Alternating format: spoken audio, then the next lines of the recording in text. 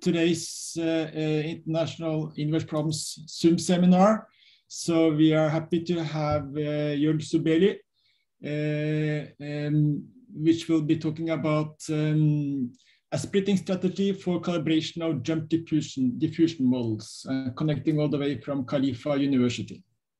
Okay, thank you very much. As a matter of fact, I'm right now connecting from my home because it is about 8 p.m. over here in Abu Dhabi. Right. But normally I would be connecting from Khalifa University.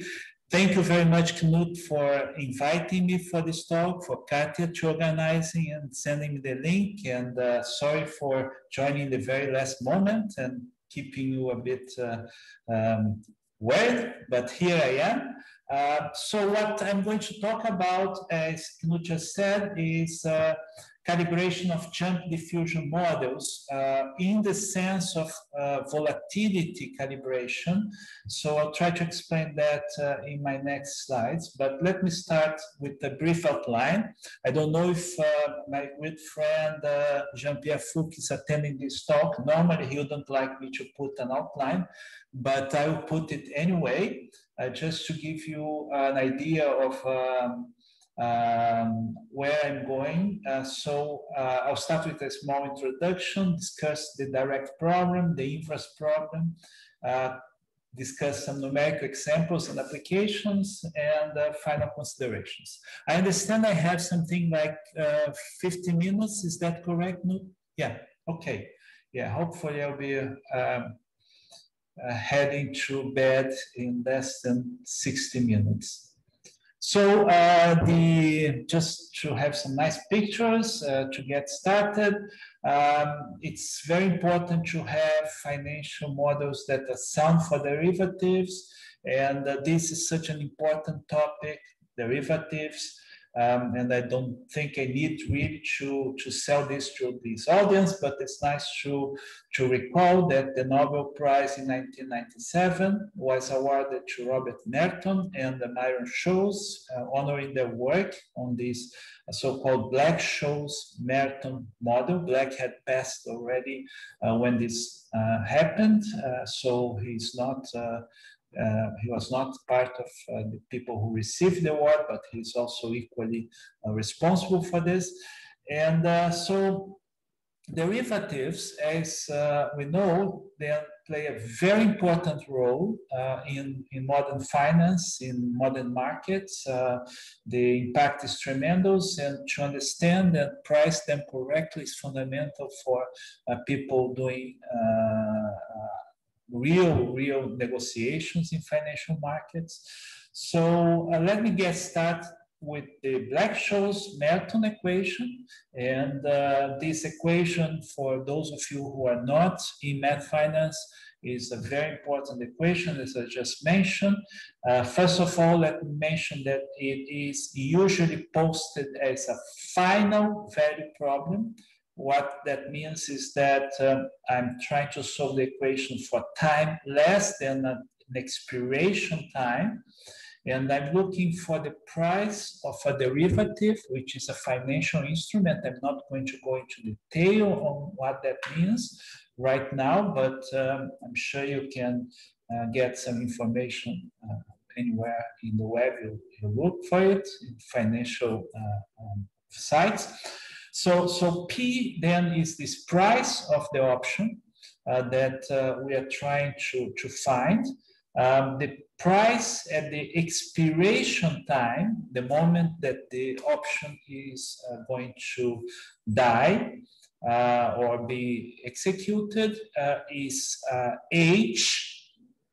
And that is usually predefined either to be a call, a put. I'm going to explain those words very soon. So that's the final condition. And we are solving for t less than this expiration time. Now, here in this equation, there are two very important parameters. In this case, and only here, I'm going to consider these things constant, R and sigma. R is the interest rate. These days, interest rates are very low. normally well defined from the markets, and in this talk we are going to assume that they are known already, okay, throughout the duration of the expiration till the expiration of this option. Now, sigma is the volatility, and the volatility is associated to the agitation of the market, to the amount of uncertainty we have about the prices in the future for the stocks. And the variable X that I have here is the underlying price. So, for example, it could be the price of IBM, it could be the price of an index such as the Standard & Poor index. And this model was so important that, as I just mentioned a few minutes ago, it led to the Nobel Prize of Merton and Scholes. The standard assumption that sigma is constant was very quickly abandoned for many reasons. One of the reasons is you look at the reality of what's going on and you compute this volatility, which is some kind of average of a moving frame of reference for the variations of the prices, or more precisely, the variation of the log returns of the prices. And what you see is that the volatility is changing tremendously at different scales. I'll say a few words about that in the next slide. This is for an important index in South America and actually in the world. It's the Bovespa index. And what I'm showing here is not only happening there, it's happening all over in different markets. I just happen to have this picture available easily. So my point is the volatility that we kind of assumed in the previous slide that was constant is far from constant. Now, in fact, the concept of volatility, and by now you might be wondering, what do I mean by volatility?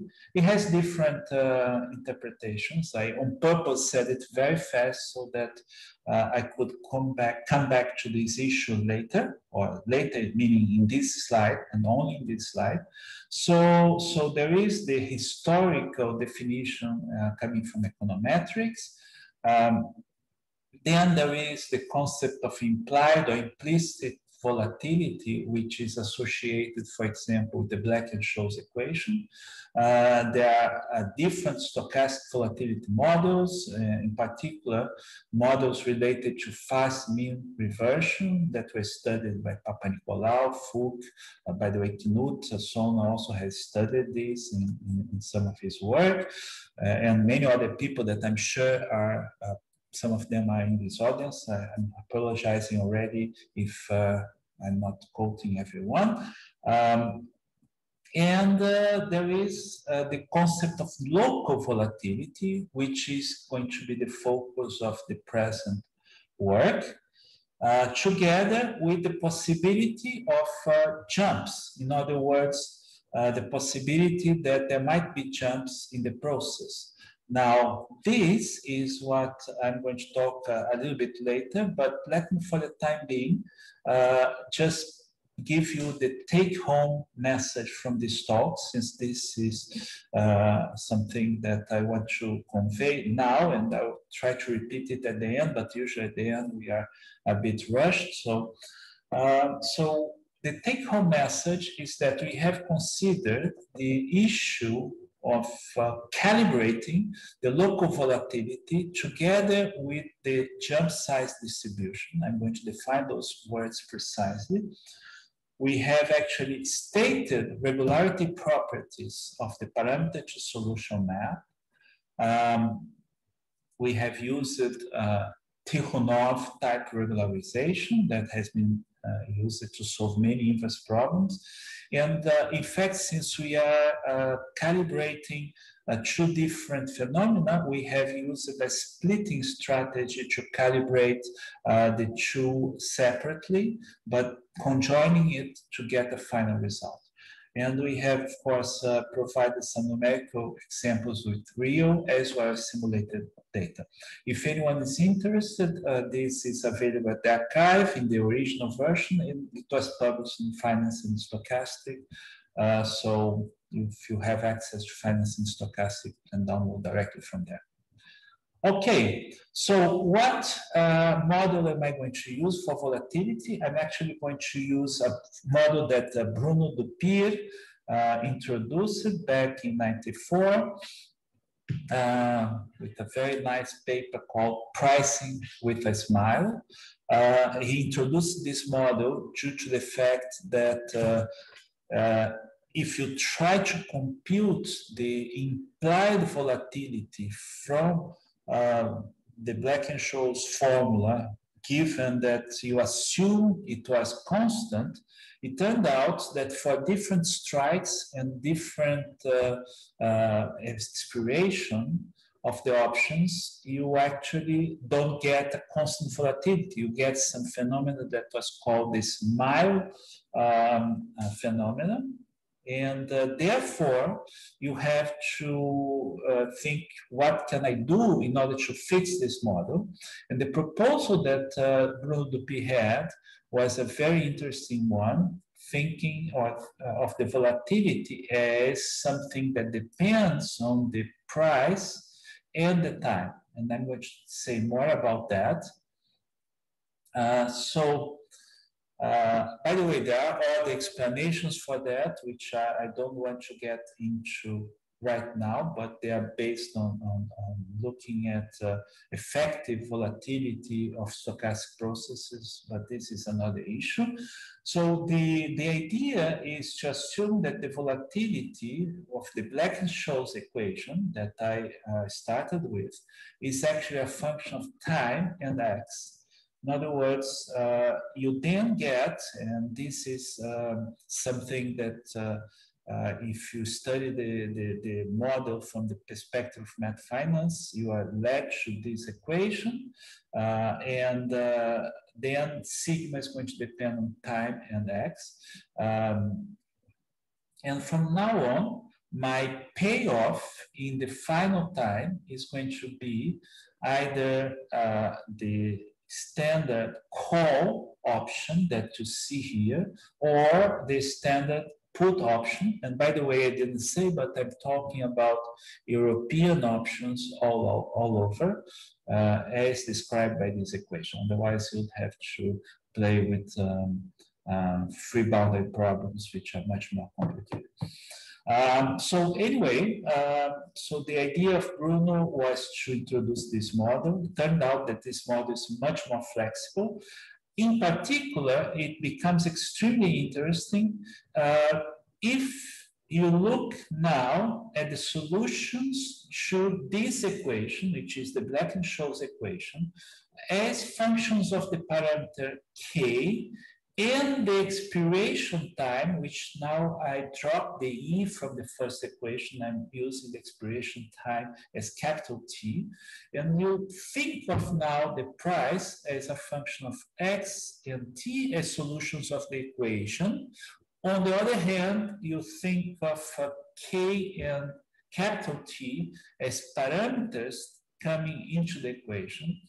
And what you can show, and it's not very obvious, but it's a very nice result, is that as a function of capital T and K, my P now satisfies an equation which is called Dupier's equation. By the way, this is not what people in stochastics call the backward or the forward equation of stochastic calculus. There is a small twist in the story here, and I don't want to go into that, but the equation that you get, and this requires a proof, is this equation. And now what's nice is, from the perspective of someone who is playing the market and looking at future values for the options that are being quoted, for the derivatives that are being quoted in the financial market, you fix the little t and the x, and you vary the k and the t, and what you see is again a solution of PDE, which is very similar to the previous problem, and turns out to be now a forwarding time equation, forwarding capital time. So I will stop for 2 seconds here, let you breathe, and let you think about the problem we have at hand. The problem we have at hand, from the perspective of someone working in the financial market, is you're going to see in the Bloomberg terminal or in the newspaper or whatever, Yahoo Finance, the different codes of future options expiring at different times and different strikes, okay? And you want to somehow infer from what you're seeing this volatility surface, okay? Is this okay? Anyone would like to ask a question so far? I think this is an important moment. I don't know if this is a tradition in this seminar, but if there is anything that's not clear, please feel free to ask, because otherwise, from now on, I'm going to get a bit more technical. And okay. Okay, so I assume that so far so good, and sorry if I'm being very pedestrian in this beginning of my talk, but I've given this talk a few times, and it's very easy for people to get lost of the jargon of math finance, especially if you're not a specialist, although I see many specialists. So what's the calibration problem that we are considering here? We fix T and X, but we're trying to find sigma from the market price that you observe. In other words, you want to find from U, given different T's, capital T's and K's, you want to find our sigma. This is going to be our parameter to solution operator for the time being, and it's going to be defined in a proper space, which I'm going to define in a few moments. And the solutions of my PDE are going to take place to exist in some Sobolev space, H1 plus epsilon of an appropriate domain, omega, which is a subset, let's say, of the positive times cross the positive real x.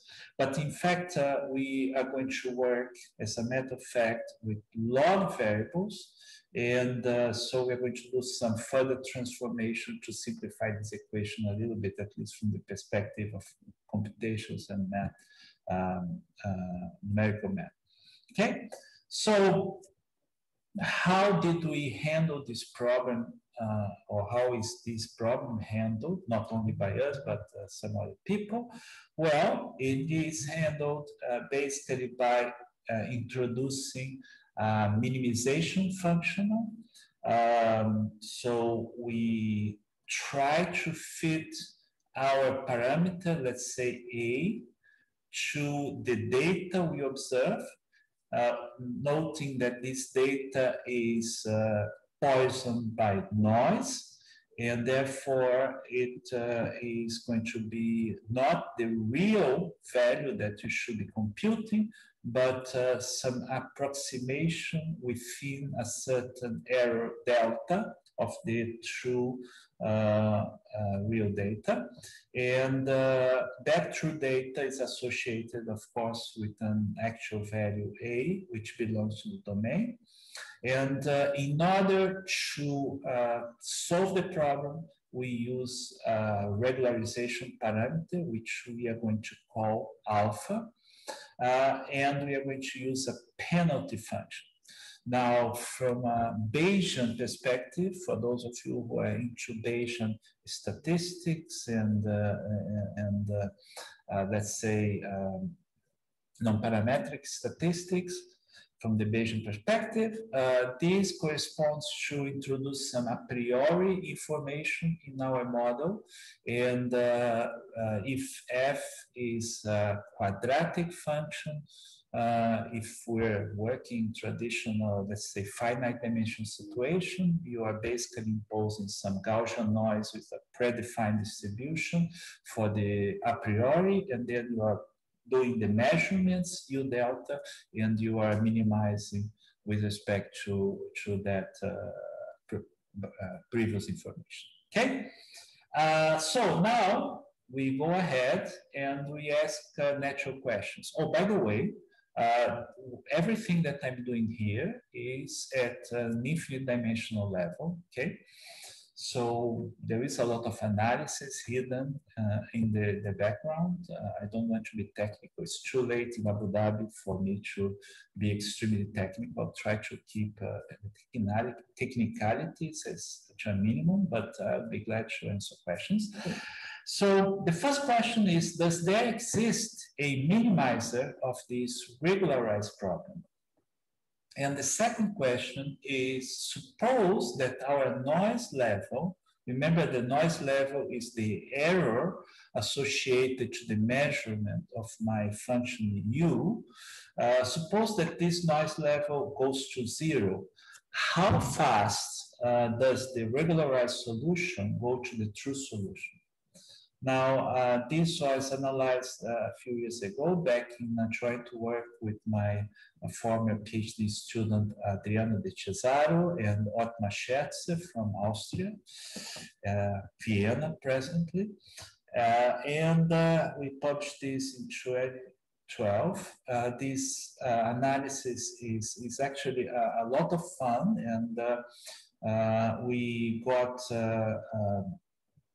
the convergence rates. I'm not going to go into the details of the results, but basically we got the expected results concerning the convergence rates. I'm going to actually go to that through that in the more general case that is the subject of this talk. Then once we have the convergence rates, can we devise an algorithm? And does this algorithm converge, and can we regularize this by stopping the iteration judiciously? And the answer to all those questions is yes. We actually got what is called in the specialized literature the tangential cone condition, and that tangential cone condition ensures the convergence of the Landweber iteration, which is the algorithm that we like to employ for this problem. We also obtained a Morozov type criterion to stop the iteration, and this is joint work with Vinicius Albani, who is co-authoring the paper I'm talking about today. And we developed a regularization by discretization and stopping criteria. So this was previous work that we did a few years ago. And now, we also tried different algorithms, some suggestions of trying Kalman filter-based iterations and techniques like that. And it turned out they were comparable, at least for our implementations with the algorithms we had. Okay. Typical result that we got, for example, in the case of data coming from WTI crude oil in a total non-parametric way, we got surfaces like this one here, where the coordinate here is the volatility, the local volatility. Sorry, it's not appearing 100% here on this slide. It's cutting a little bit, but on the horizontal axis here, we have the moneyness, and on the other axis we have the time to expiration, or time after expiration, as a matter of fact. And so we get this type of volatility. This is a local volatility surface. It's not an implied volatility surface. Please don't confuse the two. Okay. So this is just to give an example. Now, today's talk is about a much more complicated model, which is the model that involves jumps. And in order to do that, I have to go back to the construction of the, let's say, the time process, the stochastic process associated to the underlying. I'm going to change notations a little bit, and I apologize for that. I'm going to use S now for the asset price. That's what I was calling X before. So I'm going to assume that it satisfies the usual diffusion process, but I'm going to also introduce the possibility of jumps. So W here is the Brownian motion. So intuitively, ds equals R S dt, which is the growth, plus some noise term, which is related to the exponential Brownian motion, and plus the possibility that jumps occur. Here, our M tilde is the compensated Poisson probability measure on 0t times R, okay? And the jumps could be positive or negative, we are using here, we are following the notation of the beautiful book by Comte and Tankov on the subject,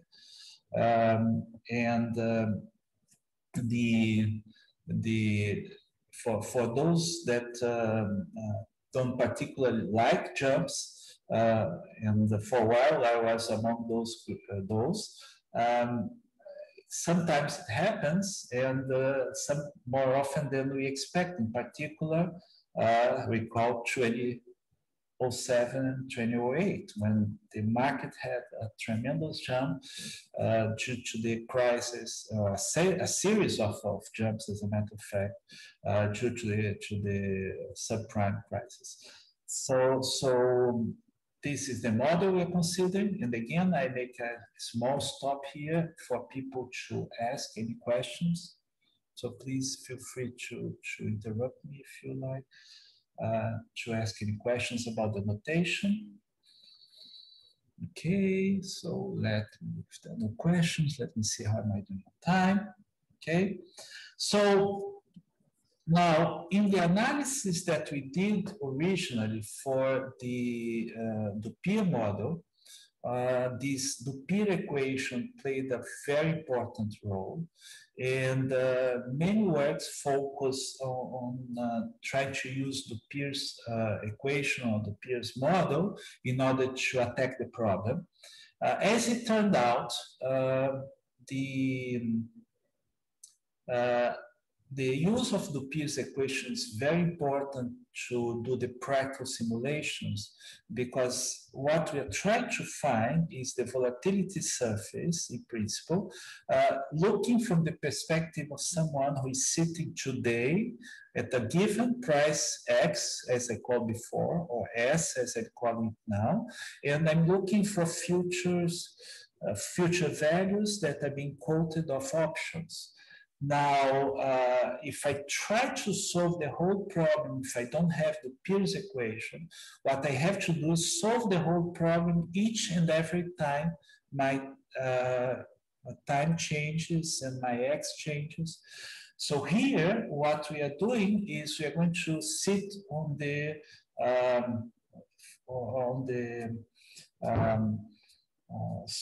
from the perspective of giants, we are going to sit on the shoulders of giants. And by giants, I mean very beautiful work that Pentata and Comte did in 2015 Amel Dentata was a student of Rama Conte in 2015, and she attacked the problem together with Rama, and they found a beautiful generalization of the Pierce formula. So let me go through the results that they got. What you see here in the left-hand side is the Pierce formula in the way I was discussing before, but there was no jump, so you see 0 here. On the other hand, you have to put an integral differential term in the same way as if you look at the underlying process that we're talking about before, and you look at the Black-Scholes analog for that, what you get is an integral equation, integral differential equation. So here we have then this integral differential equation. We are, as before, considering the payoff associated to a call option as 0 minus k, and here tau is the time to expiration. I recall that the Feynman-Katz representation of my solution is given by this formula here, the expected value in the risk neutral measure, given the information you have at time t of the discounted value, okay? And we have some assumptions, which I'm not going to discuss very much, but all our work is based then on this generalization of the Pierce formula. And from that generalization, now the issue is, can we reconstruct from observed data sigma and nu? Now, before I go on, let me make a small comment. Some people, and particular referees for our paper, were asked the question, well, if you can fit it with sigma, why do you go for jumps? Well, the reason, one of the reasons we found for that is that jumps are happening, and we want to use the full generality of the actual phenomena in order to do this calibration. So we decided, let's see if we can actually find sigma and nu according to the data that's provided from the market, and if necessary, also use a priori information that's coming from the, let's say, time series of the process as concern the calibration of the information on the jumps and a priori information on the volatility. Okay, so that's what we analyze, and so this is actually our underlying basic equation, and the question now that we address first, well, we do a small change of variables, a very traditional change of variables in this area. We introduce the log prices, k over S0. We introduce the half the variance, 1/2 of sigma square in these new variables, and we call that A. So from now on, my variable A is going to be 1/2 of sigma square. The variable U is, which is the call price, is going to be normalized. We make it A-dimensional. And then the equation, the partial integral differential equation that we're considering in this problem turns out to be U minus A. The change of variables gives us this operator here, which is the second order derivative with respect to y minus the first order derivative, plus RUY equals what we see here on the right-hand side. I'm not going to read it. And with the initial condition given here. Okay, so that is the direct problem. What is the inverse problem? From observations of U at very sparse points in a non-uniform grid, can you recover A and nu. Of course, this is a nu-pose problem. Nu-pose in the sense that we're trying to recover infinitely many or infinite dimensional parameters from finitely many points, but we're going to regularize this problem and look for stable solutions in the sense of this Tikhonov theory that I just mentioned in terms of the a priori information that we have. Okay, so from the technical perspective, we introduce following Kidman and Meyer a double exponential tail for this nu. We do a small change in variables for this exponential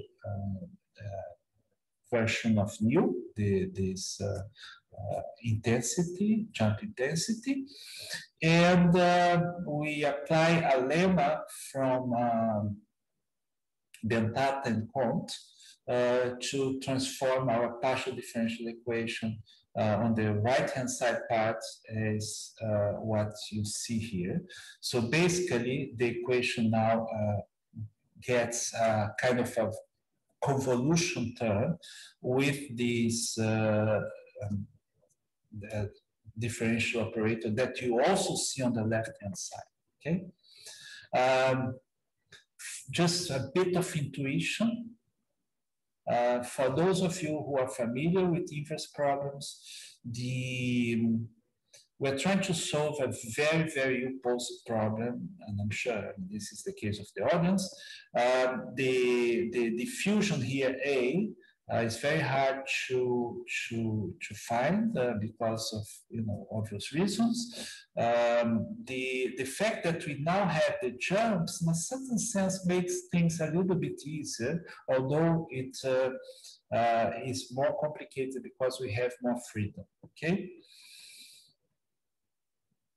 At least that's my intuition about this problem. So we are going to make assumptions that are technical and necessary to face the problem.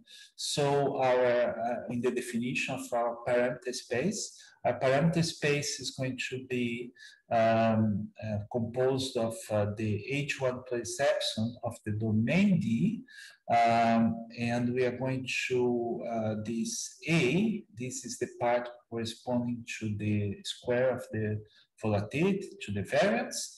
Then the other part is going to be assumed to be in W21 of minus infinity 0 cross W21 of 0 plus infinity. In other words, I can think of this on a function on the whole line, W21 on the two sides. And we are going to assume that our A0, the a priori value that we have for the variance, is a bounded function from below and from above. Remember that this is important when you're talking about diffusions, to have the diffusion bounded from below and from above for technical reasons. We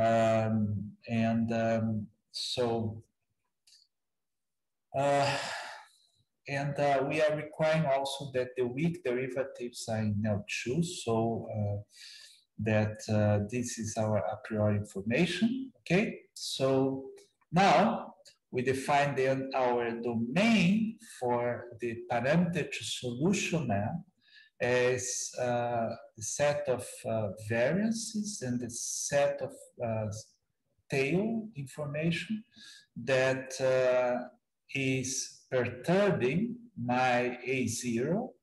And as I said, we are going to force the A0 to be bounded from below and from above. And my A is also going to be bounded from below and from above. For simplicity, we're going to say A phi belongs to the domain of F, okay? So the first proposition is the well-posedness of the forward problem. This is usually the very first thing you do. So the remark is that if A and phi are in D of F, and phi is bounded by a constant which you call C to the power minus 1, which depends on A, and bar and the interest rate R. Then there exists a unique solution to the problem. Okay, so you have to put some assumptions on A and phi. Okay. With that, we define the direct operator from df into W12, one derivative in time, two derivatives in space.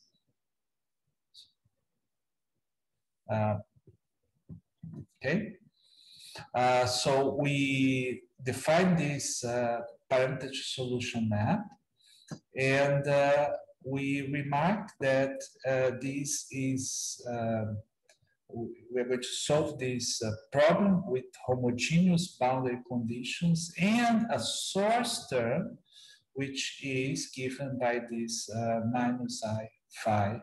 Phi is this convolution operator that I defined a few moments ago, okay? So, second proposition, F parameter solution map, as I defined, is continuous.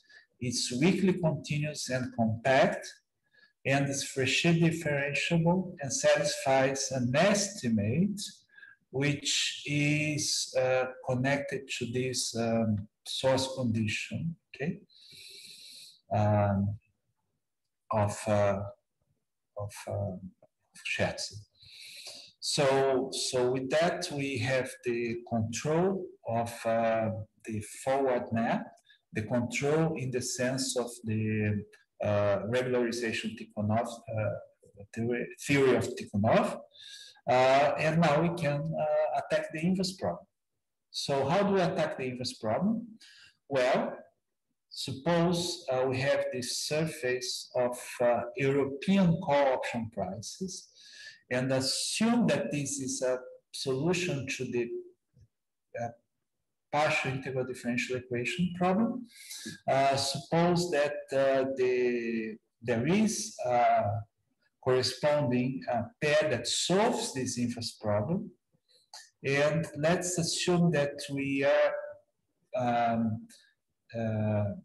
painting this U that is the actual solution to the problem by some noise, U delta, which is controlled in an L2 norm by this U tilde minus U delta less than delta, okay? We introduce the Tikhonov type regularization. So in this case, we're actually going to do it a bit more general. We are going to use the P norm here. And we introduce the regularization functional. So the green part here is the part that's coming from the data, and the magenta part is actually related to the a priori information, okay? And the minimizers of this Tikhonov functional are going to be denoted by X alpha delta. Alpha is the level of regularization, and delta is going to be the level of noise. By the way, note that we have two alphas to worry about now. We are going to have one part that's related to the volatility part, the other part that's related to the jump part, okay? So we are going to make assumptions which are rather technical, and I'm going to breathe for 2 seconds before going into that. It's the moment of the talk when people usually get lost, if they didn't get lost yet. But I hope you don't get completely lost. This is technical assumptions about the topologies associated. This is general theory of Tikhonov regularization on the spirit of the works of Ottmar Scherzer and collaborators. It's very popular in Austria and Germany. So we consider the topologies associated to X and Y. Remember that X and Y are our space of the domain and the solutions.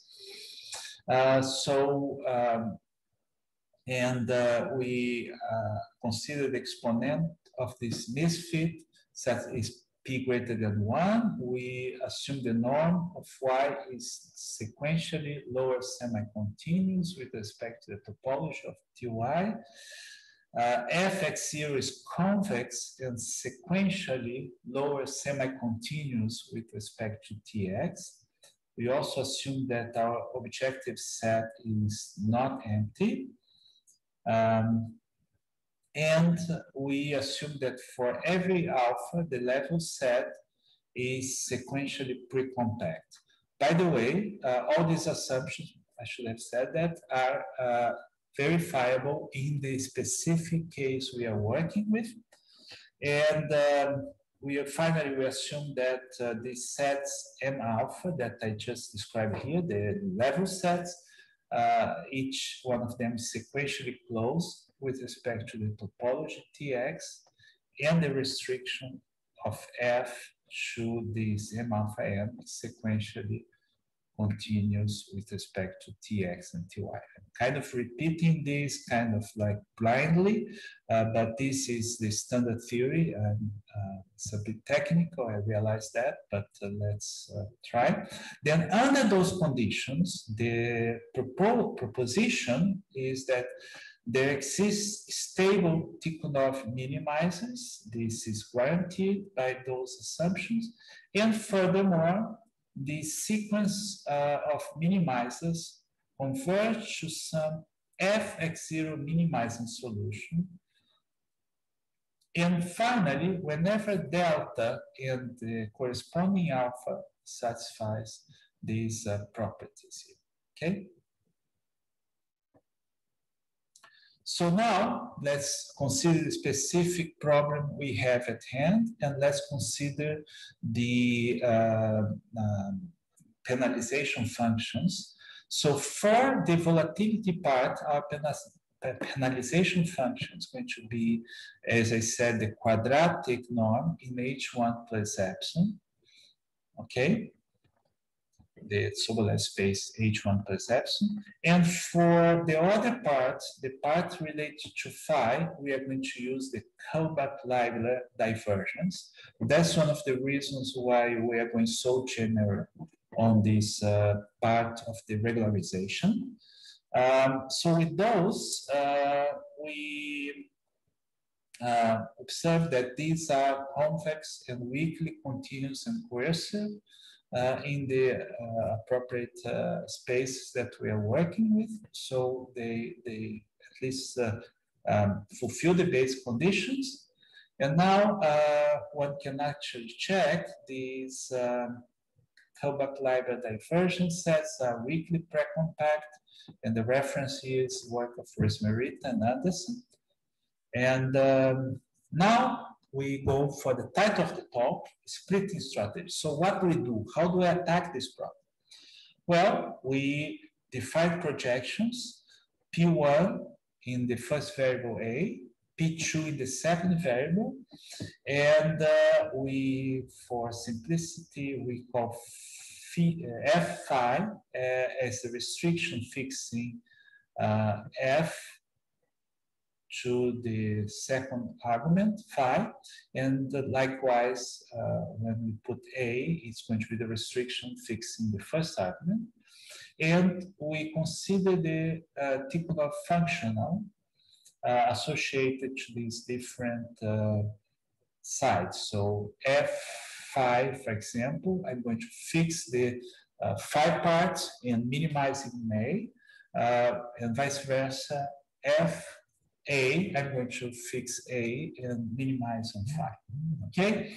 And the point of, the first point is we are going to have this proposition that FA and F phi they have stable minimizer in their domain of definition. So when we analyze fixing one of the parameters, the other one gives us a stable minimizer, and vice versa. I fix the phi and I minimize on A, and I get a minimizer there. So So the algorithm basically is the following. We take this A0 and phi0, the initial gases. We first find phi n, which is the minimum for FAN minus 1, with phi in this projection on the phi variable. Then, once we find that phi n, we work with that one and we find the AN, which minimizes, and we repeat the iteration. We repeat the iteration until determination criteria. Okay. If you prefer to start with phi, you just revert everything, and it's no problem. So a stationary point of the functional, by definition, is some point such that this A hat belongs to the argmin of F phi hat of A, and phi hat belongs to the argmin of F A hat. And the proposition is for every initializing pair, any convergence subsequence produced by the splitting algorithm converges to some stationary point of F. And by the way, what we mean by stable, I should have said that before, it's stable with respect to perturbations in my data, okay? So in the U as a metaphor, in this case. So second proposition is that if the initializing pair and the X hat lie inside a ball, X star R, and lambda is chosen according to this criteria, then there exists regularizing constants alpha 1 and alpha 2, such that for a finite n, the iterates satisfy of the splitting algorithm satisfy this property. So by choosing a lambda appropriately according to this rule, we can check from the measurements at the error of the discrepancy of your iterates that we are within a certain value of the lambda. Okay, so that's a way of defining a stopping parameter for our process. You give him the noise level. From the lambda that we compute, we can stop according to this criteria. Finally, every sequence of solutions obtained by this splitting algorithm and satisfying this discrepancy from the previous proposition, when delta goes to 0, has a subsequence converging to tau x to some solution of the inverse problem. Okay?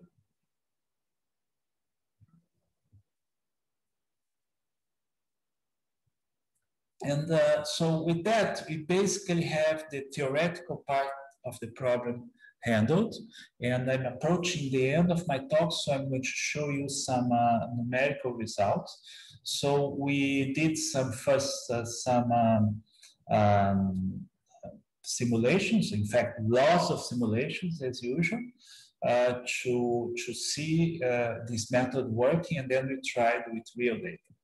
So just some numerical comments. The partial integral differential equation is solved by Crank-Nicolson. The minimization of the Tikhonov functionals are done by the gradient descent method, and the iteration is ceased whenever we have this relative criteria with respect to some tolerance. Here we chose tolerance equals 0.01. Okay.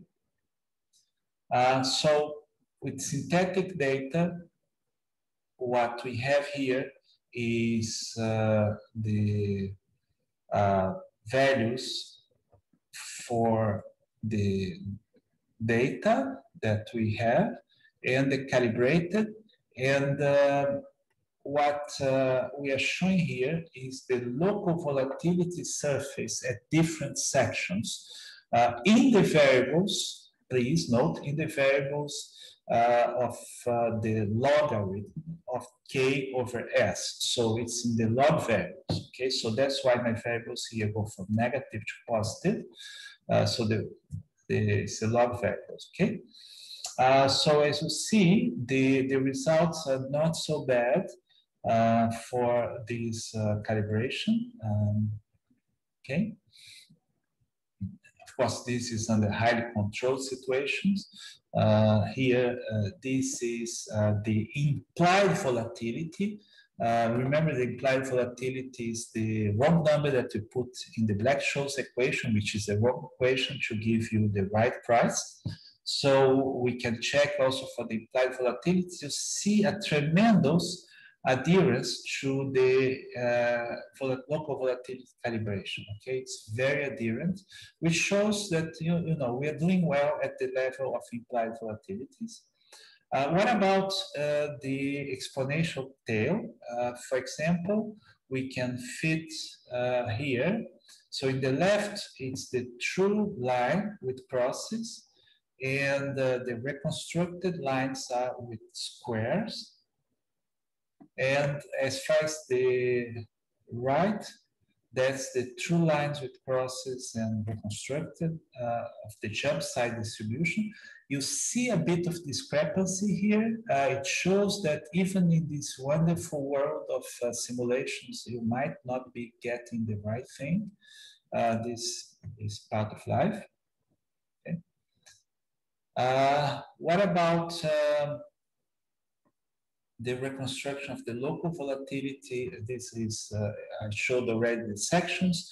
What I'm showing now is the actual surface. So the time is running from 0 to 1, and the log price is on this axis here, from -0.5 to 0.5. And on the left, what you see is our original values. On the center, it's after 1 step, and the result on the right is after 2 steps. At that moment, the stopping criteria kicks in, so it's very, very quickly that it kicks in. Okay? And this is the reconstruction of the double exponential tail after 1 step on the left, after 2 steps on the right. Okay, so it's and now some results with the DAX options, the DAX option from Germany. We did this with local volatility on the surface on the left. This is the result we got, and the exponential tails, the results we got on the right. As for the way of double checking this, that usually people check on the market, we use the implied volatilities, and this is what we are seeing here. So with that, let me just finalize by saying that we have then considered this simultaneous calibration of the local volatility and the jump distribution, jump size distribution.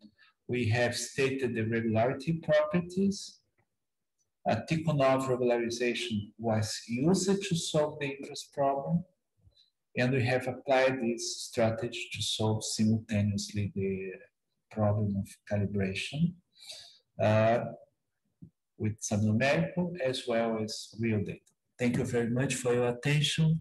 I'm very glad to see some friends from old times here, and I will take some questions. Thanks a lot, Jorge. That was excellent. So, so the floor is open for questions now. Please unmute yourself and ask questions if you have one.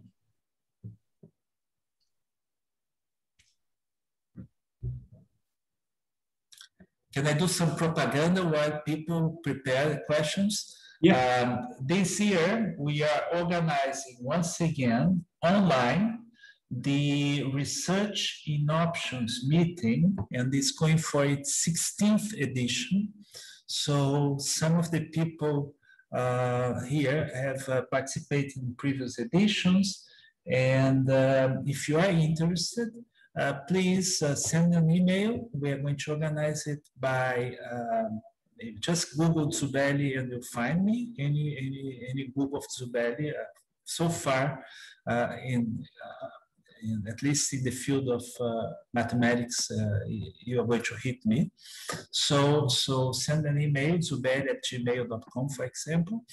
And this is the 16th edition. It was put together originally with IMPA. This year we have the people also from the Federal University of Santa Catarina, in particular, my collaborator in this paper, Vinicius Albani, who is now organizing and running our lab called LAMCA there.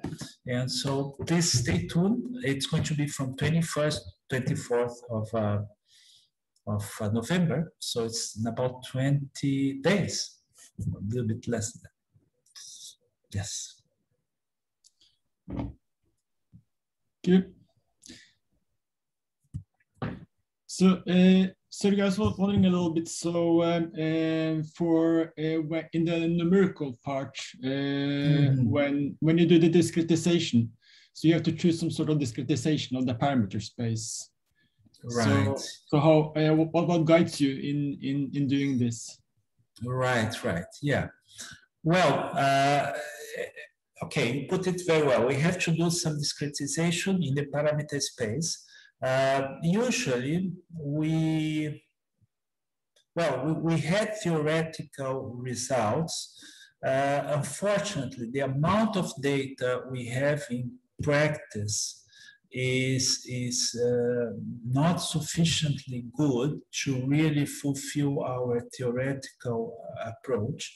So what we do basically is, of course, we solve the problem in a very fine grid, but the grid for the parameterization is based on the data that you have.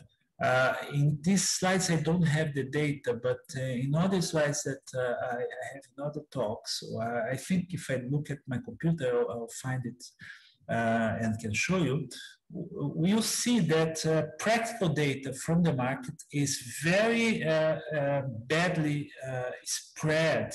It's not a nice data like you have sometimes in other applications.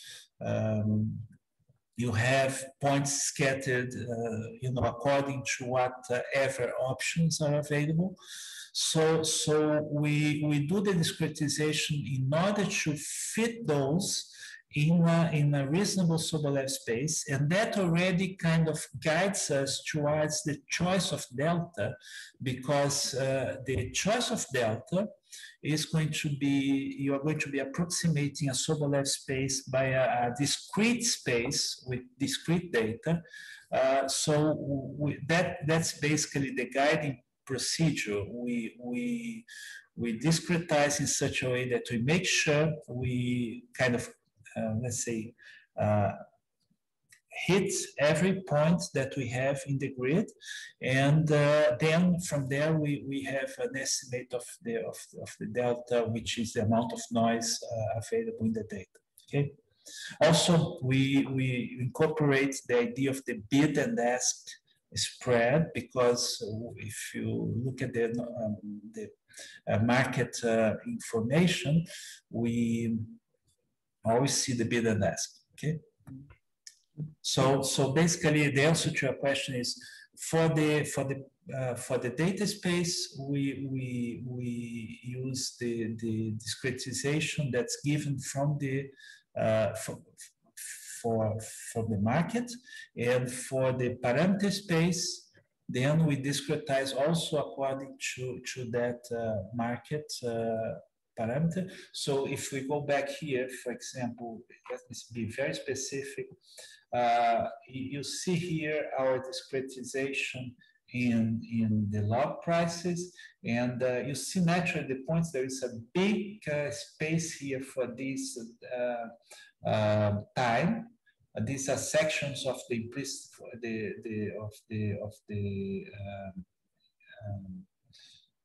implied volatility. Here for this time, it's much better. So we have to work with that. Okay. Yeah. So basically, that is the guiding the data we are seeing from the market. Okay. Thanks. Any other questions for Jorge?